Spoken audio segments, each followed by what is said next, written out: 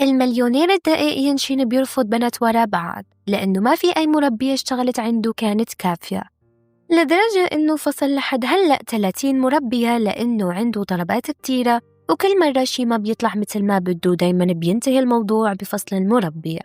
بس يوم من الأيام كيري يلي صار لها فترة بدون شغل وكانت كتير محتاجة مصاري لأنه أمها كانت بالمشفى، قررت تقدم على شغل بشركة ين، ويلي كانت شركة معروفة كتير. لما اتصلوا فيها للمقابلة فرحت على طول وفكرت إنه يمكن يشتغلوها كسكرتيرة أو شي بشغل بالشركة. بس كيري ما كانوا بدهم يشغلوها سكرتيرة ولا حتى بالشركة، الشي اللي عرضوه عليها بالمقابل إنها تصير مربية. كيري انصدمت على طول ورفضت، قالت إنها ما رح تصير مربية لأي حدا. بس كيري غيرت رأيها لما قالوا لها إنه الراتب منيح كتير، لأنه بعد ما رفضوا 30 مربية قالوا لها إذا اشتغلت شهر عندي ينشين رح يعطوها 1,000,000 يوان صيني. لهيك كيري ما رفضت وصارت مربية للمليونير. أخدوها على نوع من الكوخ وقالوا لها إنها رح تقيم فيه، بس قبل ما تبلش شغلها لازم تتدرب. خلال عدة أسابيع خضعت لتدريب صعب على كل طلبات ينشين، أشياء دقيقة مثل تحضير شاي أو تقطيع خبز لازم تتعامل بحذر كبير، لأنه إذا ما عملت هالشي صح أكيد ينشين رح يفصلها.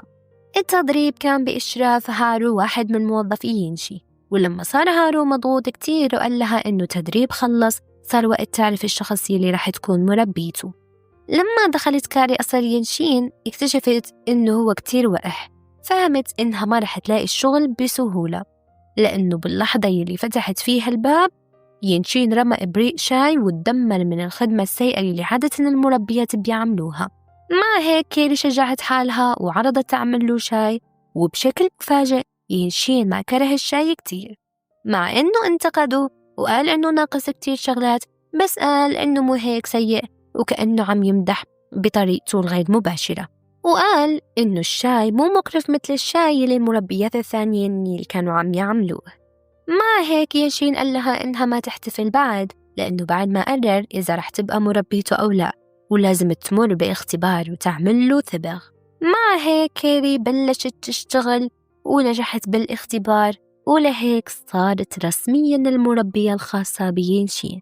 كل هالشي كان عم يراقبه من بعيد مليونير اسمه مانوال، ويلي كان عدوين لأنه الاثنين عندهم شركات بنفس المجال، ولهيك دايما كانوا عم يتنافسوا على مين شركته أنجح.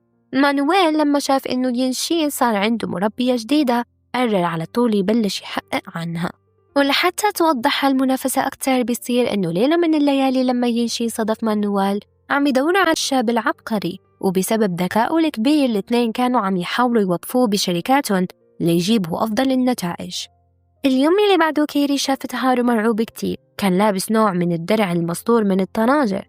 هالشي خلى كيري تضحك على طول وسألت هارو عن ليش لابس هيك. هارو جاوبها قال لها إنه هو خايف كتير يصحى ينشين، وهالشي خلى كيري تضحك أكتر. بس الابتسامة راحت عن وشها لما هارو شرح لها إنه هلأ بما إنها صارت المربية الرسمية صار لازم هي تصحي ينشين يلي دايما بيصحى بمزاج سيء، وغالبا رح تحتاج إنها تحمي حالها كتير منيح لأنه هو بيضل يرمي أشياء تقيلة وأشياء حرفيا ممكن إنها تخلص عليها. كيني لما سمعت حكيه خافت كتير، بس لتتفادى المشاكل قررت تنادي كلب العيلة ليصحي ينشين بدالها.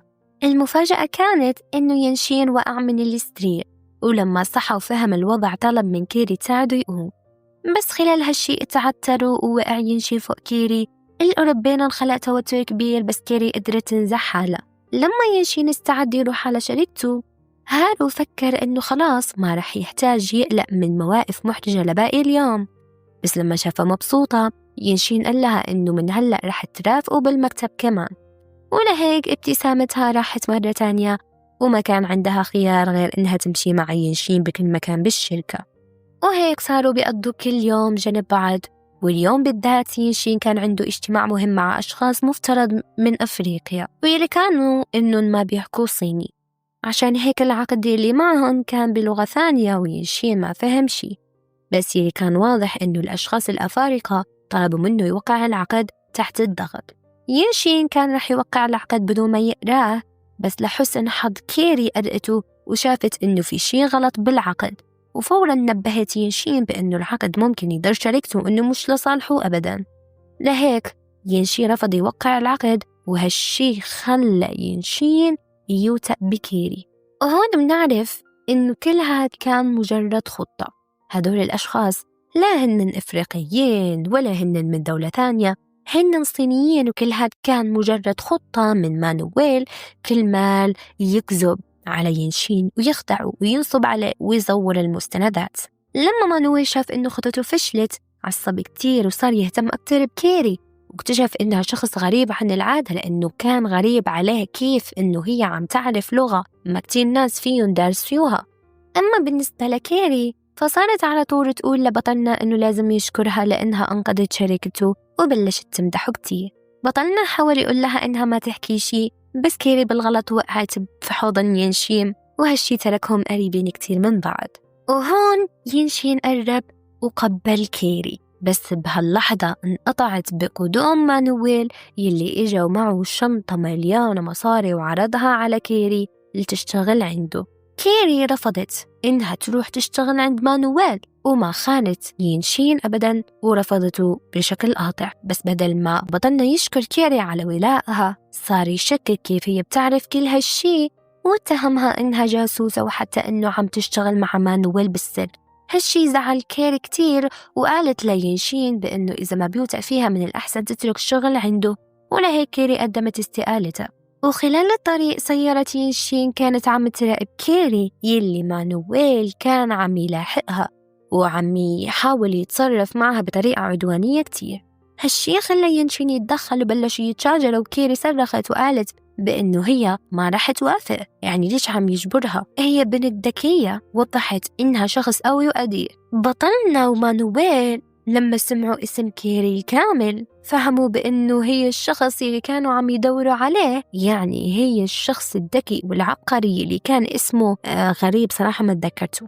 وفهموا بأنه الشخص اللي كانوا عم يدوروا عليه هو مو رجال ولكن مرأة. لما عرفوا هالشي حاولوا يوقفوها لأنها كانت عم تبعد. لما لحقوها كيري شافت سيارة جاية على ينشين ودفشته، وكيري انضربت بالسيارة. لما صحيت كيري قالت لبطلنا إنه ذكرياتها مش واضحة وغامضة كتير وما عم تتذكر شي من الشهور الماضية، وسألت ينشا عن مين بيكون، وهو حكى لها إنه مجرد صديق وفضل إنه يكذب عليها. بهالوقت نادوا كيري وخبروها الأطباء بأن أمها صارت حالتها كتير سيئة، وبما إنها بنفس المشفى كيري ركضت فورا لتشوف شو صاير مع أمها. لما وصلت اكتشفت إنه فعلا أمها كانت كتير مريضة وبتحتاج عملية مستعجلة، بس الطبيب قال لها إنه لتعمل العملية لازم تدفع المبلغ أولا. كانت العملية حوالي 2 مليون. كيري اكتشفت إنه ما معها مصاري كفاية، بس بالمصادفة مانويل كان قريب من هنيك فقرب عليها وقال لها إنه ممكن يعطيها المصاري. كيري وافقت على 2 مليون، وبعد شوي مانويل قال لها إنه إذا بدها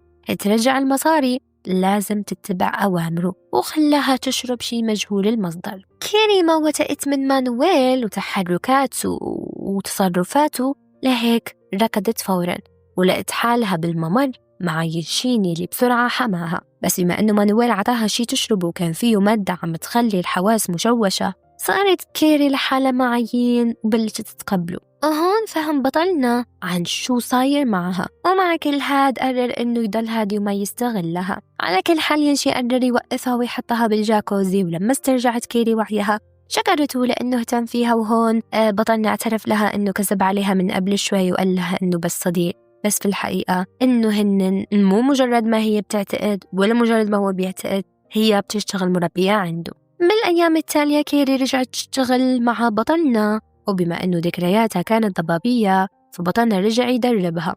بس هلأ بطلنا هو اللي كان عم يدربها شخصياً، وما كان في شخص تاني عم يدربها.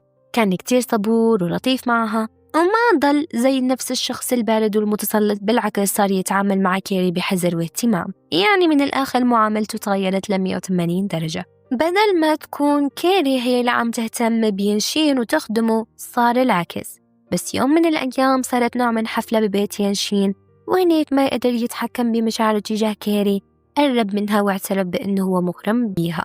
على طول كيري قالت له إنه هالشي مستحيل لأنه هن جايين من طبقات مختلفة، وكمان هي مجرد موظفة عنده مربية وهو رئيس شركة وغني، فيعني موضوع إنه يكون عندهم علاقة مع بعض شيء أبداً مو متقبل. فبمعنى ثاني إنه كيري رفضت رفض قاطع، قالت له إنه في نساء ثانيين أكتر بمستوياه، وذكرته بإنه هاللقاء كان مفترض ترتيب أمه لتعرفه على واحدة اسمها ثاني، وهي كانت موظفة بشركة ينشين بمكانة جيدة كمديرة واحدة من أقسام الشركة. بس ينشين قال لها حرفياً إنه هو ما بيهتم بتاني وإنه عيونه بس على كيري. كل هالشي سمعته تاني يلي كانت موجودة كرمال تتقرب من ينشين، قررت تتدخل بطريقة مزعجة وطلعت بحجة إنها بدها تحكي مع ينشين عن الشركة. ينشين وافق يحكي معها وقال لكيري إنها تنتظره كرمال يخلص كلامه مع ثاني. خلال غياب ينشين كيري صار معها موقف مو طبيعي أبداً. مانويل كان بعت بنت، وهالبنت سببت مشاكل مع كيري. كل هالشي وصل لمرحلة إنه البنت حاولت تخرب ملابس كيري، يعني لهالدرجة. بس لحسن الحظ ينشين اتدخل ورمى على البنت مليون يوان صيني وقال لها إنهم صاروا على بعض، يعني إنه هي كانت بطلتنا سكبت على هذيك البنت على فستان الغالي اللي عم تقول إنه غالي مشروب، وبسبب هالشي صار في مشاكل. هيك بطلنا عطاها مصاري كرمال تسكر ثمها. بس لما لاحظ إنه البنت مش بس حاولت تخرب ملابس سريري، لا كمان صفعتها، بطلنا طلب من مساعده يصفع البنت، والمساعد عمل هالشي بكل فرح. بعد ما عطوها هالدرس قدام الكل، ينشين صار يصرخ على كل الضيوف إنه كيف ما حدا تجرأ يدافع على كيري، لأنه هو اعترف قدام الكل إنه هو معجب فيها، وهالشي أكيد فاجأ الكل. كيري طلبت من ينشين إنه ما يحكي هالكلام، لأنه هالكلام بالنسبة لإلهم شي مستحيل. المهم إنه مانويل إجا وبحجة 2 مليون يلي عطاها حاول يستغلها، بس لحسن الحظ ينشين شاف كل شي وتصرف. مع هيك كيري قالت لينشين بإنها ما بدها يكون معها شي، وهالشي خلى ينشين محبط كتير. قال لها إنه رح يتركها بحالها من هلأ، وصار يخبرها إنها مطرودة. كيري حزنت كتير لهالشي لأنها كانت فعلا بتحس بشي تجاه بطلنا، بس كانت عم تحاول تبعد عنه لأنه هي هيك اعتقدت إنه هذا أفضل شي ممكن تساويه. بسبب هالخيبة كيري ضلت مرمية على الرصيف، وهون مانويل صار أكتر عدواني. كيري حاولت تهرب منه، ما كانت بتعرف وين راح تروح، بس شافت سيارة قريبة وعرضت عليها تركبها ووافقت. وهون اكتشفت بأنه هاي السيارة هي سيارة تاني يلي تصرفت مع كيري بلطف وعرضت عليها تشتغل بالقسم اللي هي بتديره بشركة ينشي.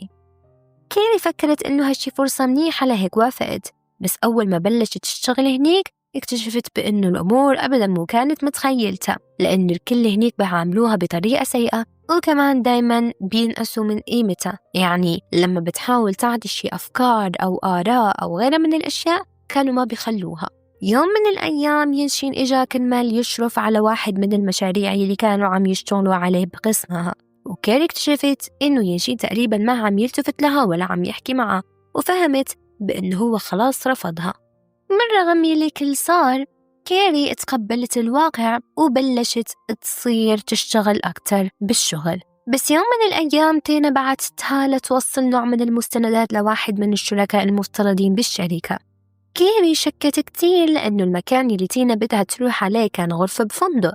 هالشي خلى كيري تحس بعدم الثقة. مع هيك راحت، وهنيك واحد من الأشخاص حاول يستغلها، بس كيري دفعت عن حالها وضربته بقوة.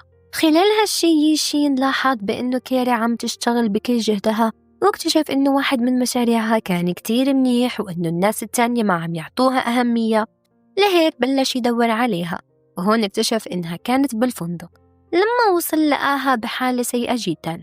ينشين حاول يهديها وكمان يطمنها، ولما شاف إنها تأذت عالجها وقال لها إنه ما بده تكون مجرد موظفة بشركته، هو بده تصير مديرة القسم يلي كانت عم تشتغل فيه مع تاني أو تينا. بس كيري قالت له إنه هي ما بدها هذا الترقية، وإنه لو هي حابة هذا المنصب رح تشتغل عليه بنفسها وتوصل له بنفسها بدون مساعدته.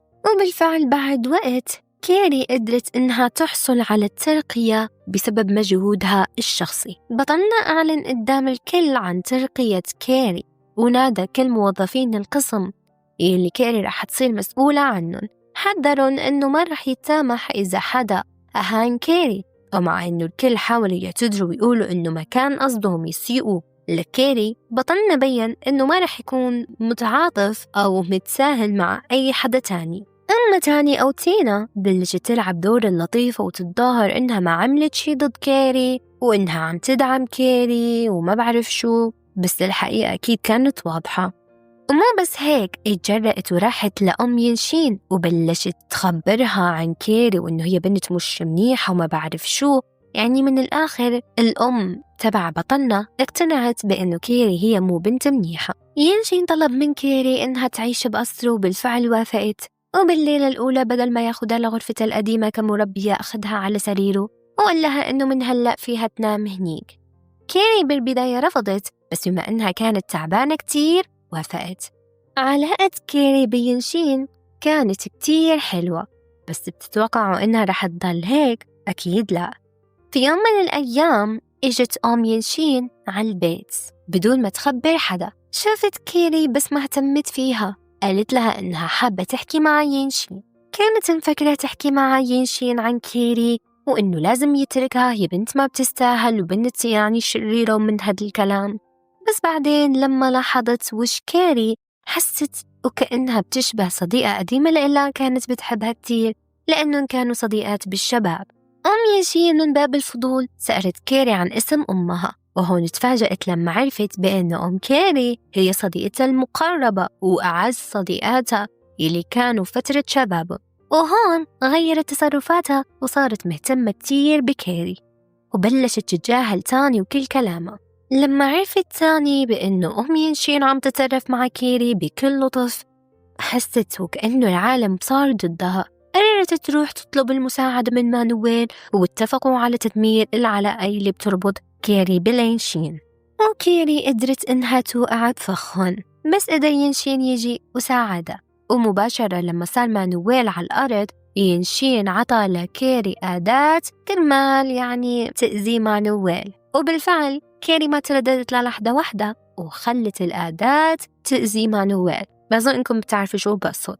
وصلت الشرطة وأخذوا مانويل، وبسبب الفضيحة شركة مانويل انهارت وكمان ثاني أخذوها الشرطة. كيري قررت تركز كل طاقتها على علاقتها مع ينشين، لهيك حضرت له عشاء رومانسي وهدية.